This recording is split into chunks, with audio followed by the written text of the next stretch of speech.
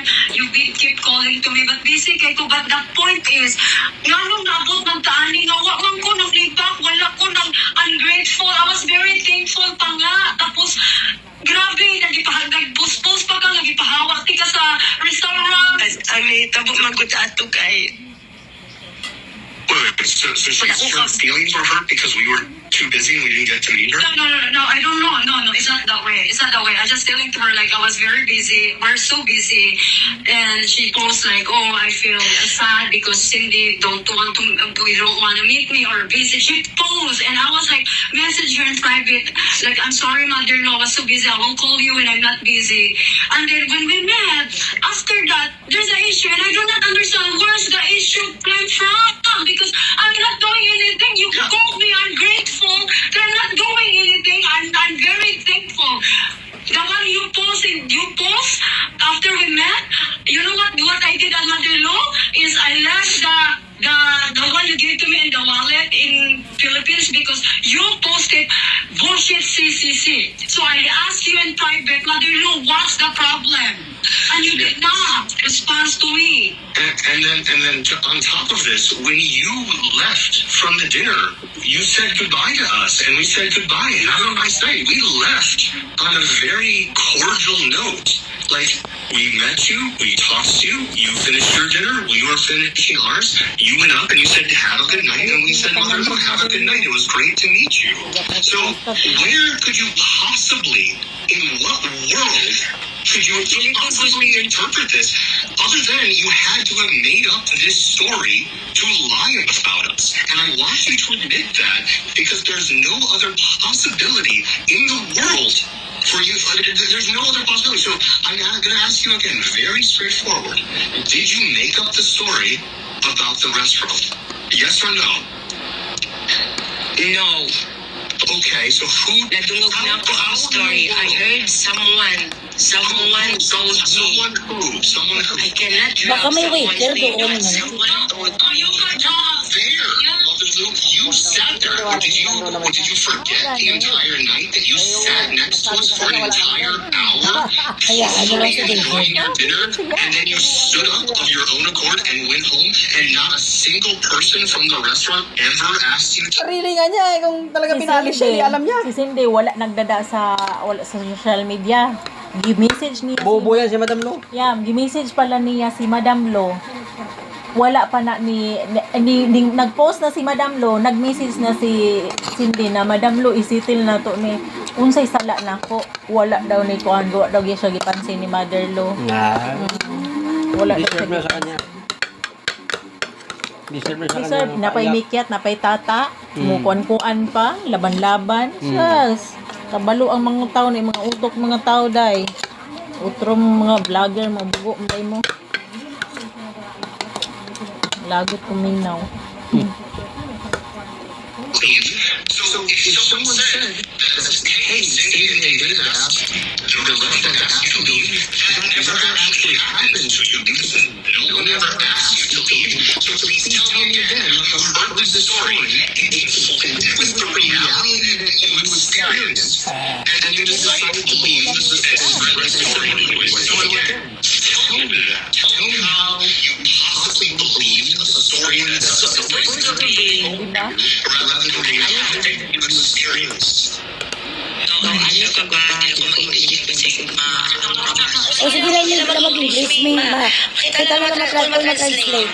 Wala ko idea na ikaw dito po because pagkakauna mo sa palala, invite na karayo ko. Tapos pagkauma na nato istorya na nungog na ako, isasakitan na kayo ko pagkayo. Nag-connect na ako ang mahita po. Babae niya. Itong naitingin mo na nagulat daw ko 6 hours just to take a video kasi honestly, wala na ko dito para mapapag-journey po because you know that restaurant is murag tuyong bitaw siya. It's very impossible na magkita ka. Mas just pag-ingon ka ni Sir Dito na nagsabi ko niyo wala na ito kapalabot sa Sir Dito nga na ako dito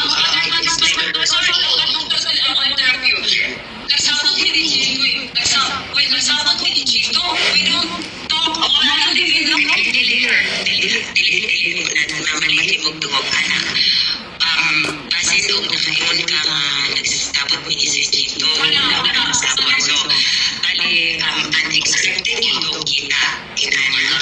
tanawa. Pataka na po siya bukas yung baba. Basin ko no daw, nag-isip si Cindy nga nagsabot sila ni Chito o siya nga dito sa restaurant nga wa man dyan daw siya kakuan kung magkita sila ni Cindy dito. Nga nang ilabot man niya si Chito ko no. Nga wa man ginag-istorya si Cindy ana nga wa man naghuna-huna si Cindy ana nga giuban niya si Chito, gisabot niya si Chito nga para makuan dito kita. Dapat wala niya gi-istorya. Ang kuan na kinsa ilang i-question kinsang tawhan, kinsang bayhana nag-istorya sa imuha. Kaya nga, direct na po yun sa ni, David, ayaw niya Paligod, paano siya eh?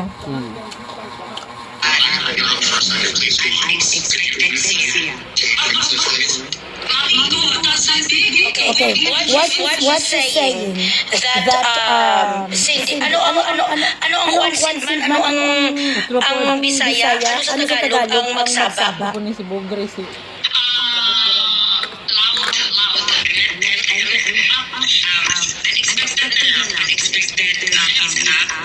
Uy, Chito. We don't want to say she's waiting there for 6 hours in the hotel, in the restaurant. So, and I said, we did not think that. Yeah, we did not think that, Maduro. So again, how is that all relevant to the lie that you made up about us asking you to leave the restaurant? Because someone told me, so David, I said, someone told me that supposed to be you'll be there at 6 p.m. But again, Who said that? what does that have to do with you claiming that we asked the restaurant that asked you to leave again? Someone telling you that we're going to be there at 6 has nothing to do with that. So again, you're not a quick third time. The manager. Okay, sorry guys, let me be the mediator. Mother Lou, to whom did you hear the words or the sentence that somebody choose you or ask you to leave the restaurant while waiting for them? Who is this person? Give us a name or give us a description. Is that person a manager or that person is a fan or somebody who was just there to eavesdrop? Who was that? Miss Bugres, no. It's like ang hitabo or ang nangyari kasi ganito. So, the expectations they will come at 6 p.m. like that. Okay. Nagdating natin, wala pa sila. So, ako, maybe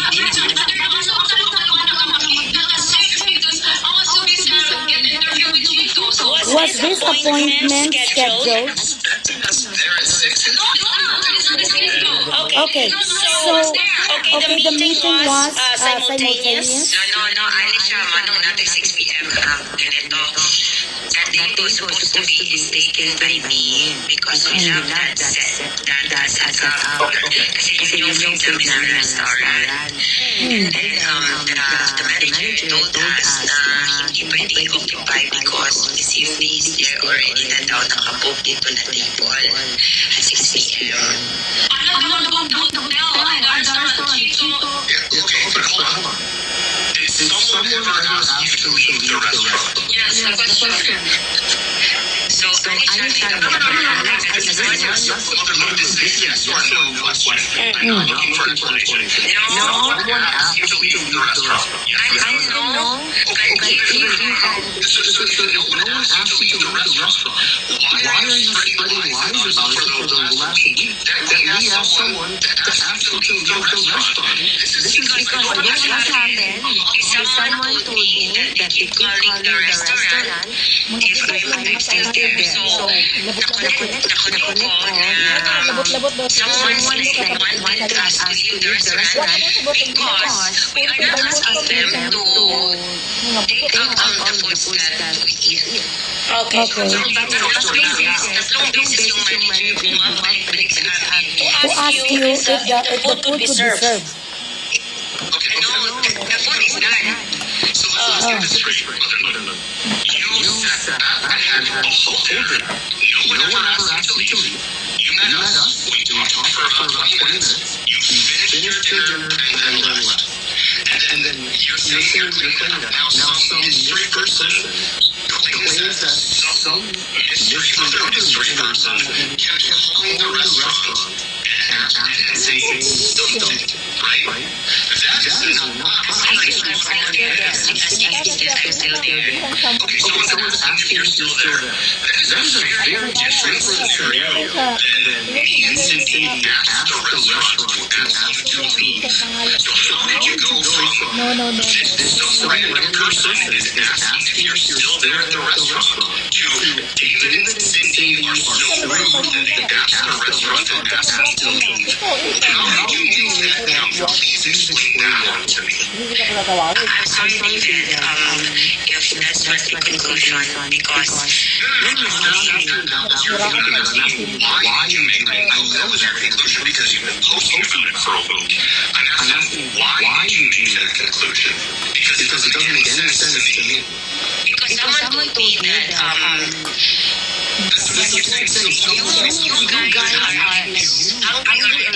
someone told me that you guys are hungry already. Cindy don't want to see me. Okay, so again, how are you making it jump from this random person is saying random things that apparently you're believing, but you're still not supposed to jump between Cindy asked the restaurant to ask you to leave when no one ever asked you to leave. So again, please fill in the jump for me because I still don't see it. I think what happened was David, Mother Lou, basically she felt left out, or maybe she felt that she did not have enough importance, and maybe because of those people who were badgering her, where's Cindy, and then sometimes, when you're confused and you feel like, when you have this celebrity ego on our shoulders, sometimes I feel that way too, and that she waited for a long time, and maybe she expected that because she is Mother Lou and you guys will be there like, in like an hour or two, but then it took you a while. I'm just trying to make these things a little bit easier for everybody. I know she made a mistake because she made a story, or she made a conclusion and listened to her feelings and not her logic that the meeting in the very first place was not an appointment. She was only expecting you to go to the restaurant because she thought that someone told her that you guys will be in that restaurant, and then she waited for a long time, and maybe she felt like, oh, maybe they don't want me to be here, maybe they asked somebody for me not to be here, maybe that was the thing playing on her mind. But I just want you guys to that it's clear that you never accused her, you never told anybody for her to leave the restaurant. So all of this was a fabricated story. And we could just, 100%. Yeah. We talked with you for 15, 20 minutes. We had a very cordial conversation, and then you went and sat and finished your meal. And we never once bothered you. We never once asked you to leave. And then when you got up again on your own accord, without anyone asking you to leave, it was just after you finished your meal, you stood up and we said, Mother Lou, it was nice meeting you. Have a great night. We'll talk to you again soon. I truly get you, David. I truly get you. I feel that somehow, when you have this celebrity ego, somehow, when a person lets you wait, I get crazy too. I get crazy. And I shared it today, that we have this so-called ego on our shoulders. David? You know what? I appreciate you guys. I appreciate you guys, Mr. David, Cindy. I appreciate you guys so much that the time we met each other, because I know you're so hungry, and then you talk to me, and then you do like that. It's just that I think there's a miscommunication, and I ask you, I'm very sorry from my heart. I just want to ask sorry for what I've done, because this is not my intention. Sorry,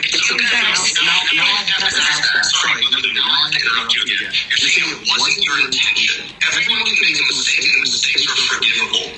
But you have made a choice every day for the last 7 days to continue and double down on that mistake. You've made a choice to organize detractors, organize people to publicly detract and try to humiliate and destroy our reputation. That's not a mistake. That's a choice. And so what exactly were your intentions things the last week. Honest question ko ba, isa imong istoryahan after nag-out ko. I have no one to talk under you. No one. You did not talk to anybody. With Arnel, was Arnel, Elena, and your friend, what's his name? No, Chito, we met Chito, but we don't talk about Mandarin because what are you going to talk about Mandarin? I don't know what you're talking about. Yeah, she's asking like after we met her, whose person we met after. We went to bed. Yeah, I mean, we did take picture with, was a friend of Arnold, the big guy? Good name. Mostly that person. Are you asking a group chat or a person? A person, because everything, I heard this one from someone.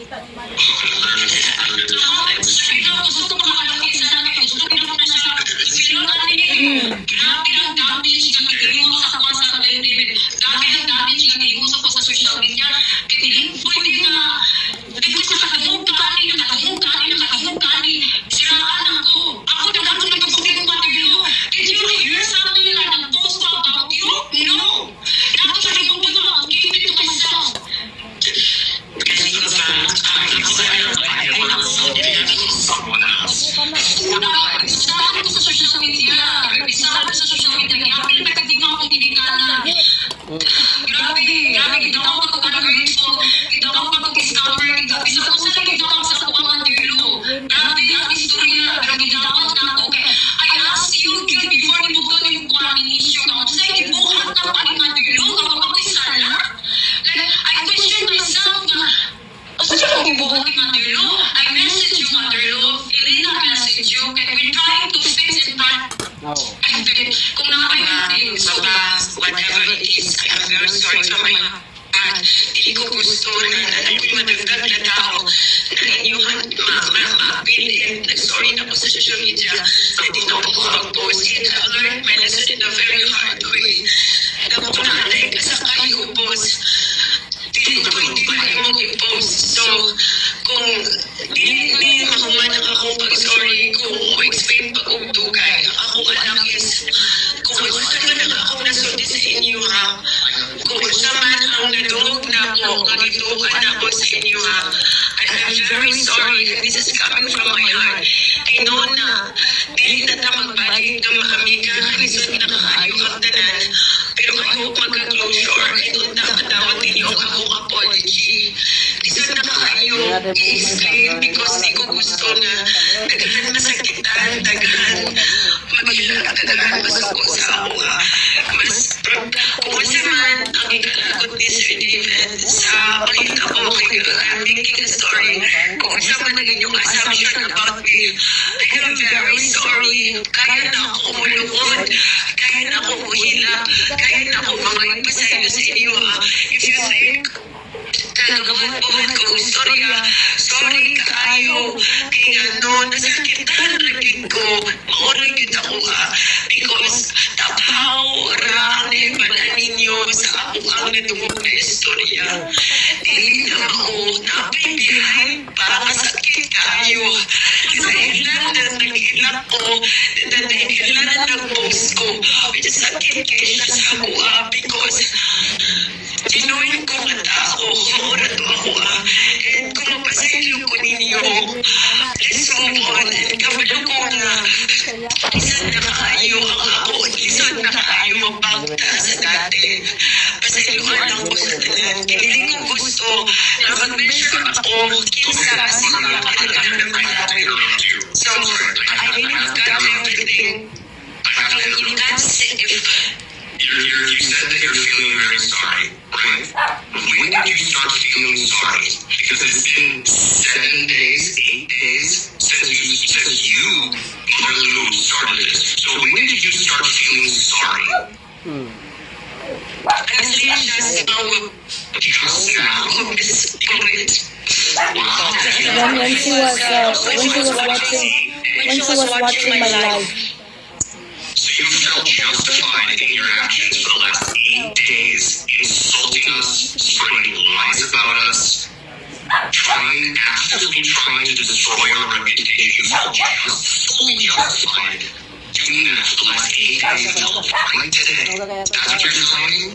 Yes. Okay. Well, so here's what, if you say we want forgiveness and to move forward, here's what we need from you. We need 3 things. Number 1, you're going to take down every single post that you just put in lies about us on our social media. Because we just looked and there's about 30 of them. Number 2, we need you to post a public apology and an admittance that everything that you said about us was a lie. And you can strip all of the blame on some person told you something you love, but you have to tell people, number 1, that everything that you said was a lie, that was made up, that none of it was true. And then we expect a public apology from you. That's what will get us to move on, and nothing less, because of what you have done has inflicted damage. Placing with our people around us, with our mental and physical health, you have damaged us. And you want to get that right? That is, I think that is a fair request from David. I think this will make them feel better because they've been hurt for a week, and I would ask the same thing. If I've been bashed by a lot of people and my family has been affected because of those fabricated and emotional posts, Mother Lou, I think.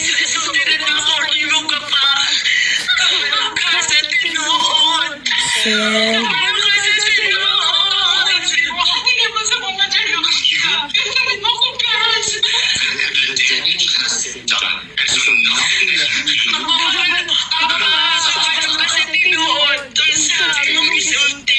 you have inflicted damage on my wife. And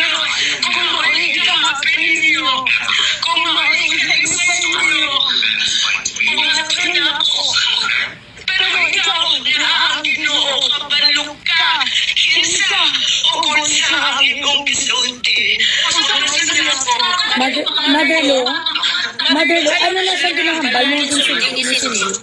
Hello, ano yun, yung mga bata. Keep singing about the person. I don't know. It's a picture right now. Okay, sila. So she just hung up. If she does the 3 things that we asked for, then we will move on. I will never forgive her. She has done damage. She has insulted my wife. I will never forgive her. Nothing will ever be fine.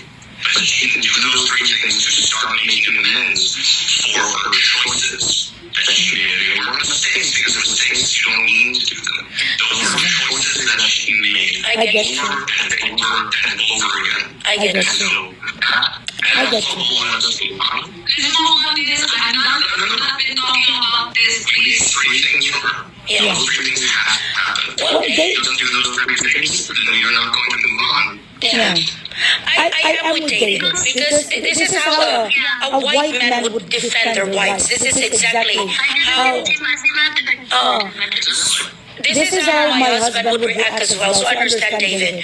So Mother Lou, I think she's willing to do that. And if David is not going to forgive her, we could truly understand this is a fair statement. And this is a Yeah, forgive Mother Lou, because That's fine. I'll forgive Mother Lou. Forget it, because I don't want to get this. Exactly. This is Cindy. Because Cindy's heart is different from the husband. Husband is more defensive and more loving towards the wife. I truly understand David. Yes, of course. You are more defensive. You are more defensive, just like my husband too.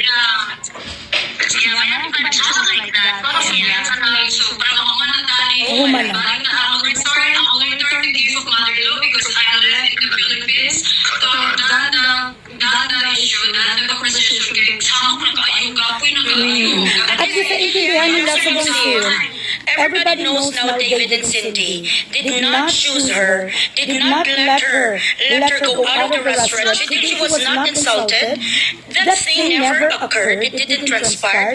And this couple, this lovely couple, graced her invitation. Actually, that was not planned. And out of their topsy-turvy schedule, they had the heart and the respect to meet up with her. And then after that, there was a smorgasbord online, and they played Cindy and David, which actually never happened. So now the people understand that this couple did not disrespect her. Yeah. Yeah. And what happened, Mother Ella, is when I'm talking to Mother Lou earlier, and she told me about the thing, she assumed that it's David and Cindy that keep calling the restaurant about David because the Yam. Tanawa nay nasuko kaning uban diri pataka lang og yaw-yaw. Unsa di ay nganong wala may right si David mo istorya. Ingon. Kadi man tong mga kasabot. Wa man to kasabot sa English. Mao na nga suko. Apil ha na di nila makinig parang sulit yung pag-intindi nila. Tanawa na po na ni message. Hindi, I hope mo private message ka ni Ma'am Lo. Na adjud big reason but David didn't know it. Ni private bitaw si Cindy. Bugo ka, wa ka naminaw, wa ka kadungog sa gingon ni Cindy. Kini si Ma'am Lo, dili mag-name drop ang kadaot niya. Kinsay nag-istorya. Oh. Tapos ang kwento na yan, kung ayaw niya mag-name-drop na... Daghan mo gini ingon, di gini mahumaning kuana ni kung dili kinsa joy nag-istorya niya. Pag name drop dayon Mother Lo para mahuman na kapuyan ninyo oy. Di malaman kung siya lang yung gumagawa dyan. Ay nako. Bakit ayaw niyang mag-ano? Ayaw niya mag-name drop eh. the server David keep like asking him, are you guys finished? This is why. Yeah, she assumed. She assumed. Yeah. She told me that. She told us that she assumed.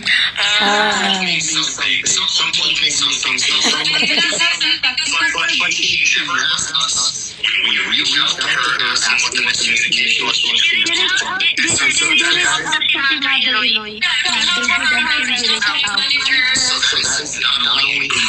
Hinipod si Joy patakara pod si Joy ba nga aning-aningon. Patakara pod patakara pod siya gi-post niya ganiha. Patakara pod si David iya gipakasayop. Wala siya kasabot sa istorya siguro ni David kay diingon man siya nga kini si David way Ginoo kanang Amerika wa may Ginoo na mao dili siya ka forgiveness. Hoy, karon lang mo nag-istorya maka-forgive di ka sa tao nga grabe pang daot sa imuha dili pa. Plastic ka. Pili pa dayon-dayon ng kuwan. Kabalo ka, plastic ng tao nga. Muingon ka, sige, gipasaylo na ta ka. Bisag sakit pa sa dughan. Kailangan imo sa nang pahilumon. Bugo, utropod. Utropod. Pataka-taka rag post nga si David kuno daw. Dili daw maka-forgiveness ni kay Ma'am Lo kay wa day Ginoo. Bubok malagay po na ako. Mao na, naklaro na ako. Kasabot man ka sa istorya ni David. Incredibly irresponsible so far, but instantly stupid. Yeah. Instantly stupid.